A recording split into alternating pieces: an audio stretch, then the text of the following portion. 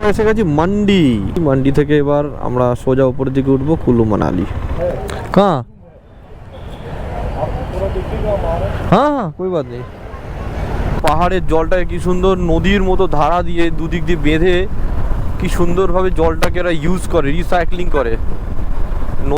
Welcome to Himachal. মধ্যে আমরা পৌঁছে গেছি সুন্দরনগর। তো মানালি এখনও মোটামুটি আমাদের ওই 130-35-এর মতো বাকি আছে। আশা করা যাচ্ছে আমরা রাত্রি 9টা সাড়ে 9টার মধ্যে ঢুকে যাবো মানালিতে। कोई आ रहा है मैं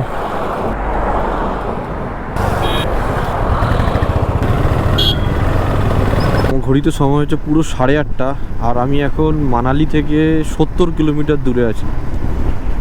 জায়গাটার নাম জানি না, কিন্তু মানে শুধু পাহাড়ের গা বেয়ে বেয়ে যাচ্ছি আর পাহাড়গুলো আমার মাথার উপর থেকে যেন ডান দিকে চলে এসছে, মানে রোডের উপরে। এরকম একটা অবস্থা। যদি দিনের বেলা হতো তাহলে ব্যাপারটা খুব ভয়ের হতো যে আমরা পাহাড়ের তলা দিয়ে যাচ্ছি, একদম কাটা পাহাড়, ড্রেজার দিয়ে শুধু কেটেছে পাহাড়গুলোকে। আর কি ডেঞ্জারাস কার্ভ, মানে সত্যি ভয় লাগছে। দিনের বেলা হতে হয়তো অতটা ভয় লাগতো না, কিন্তু রাতের বেলা একদম ব্লাইন্ড জোন হয়ে যাচ্ছে, যেহেতু কোনো আলো নেই স্ট্রিটে। তো একদম ব্লাইন্ড জোনে হঠাৎ করে গাড়িগুলো আসছে। তোমরা দেখতেই পাবে ভিডিওতে, দেখো, তোমরা দেখতে থাকো।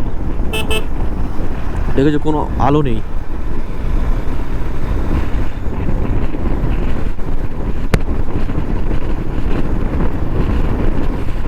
আমার পেছনের বন্ধুটা আমাকে ফলো করছে আপাতত।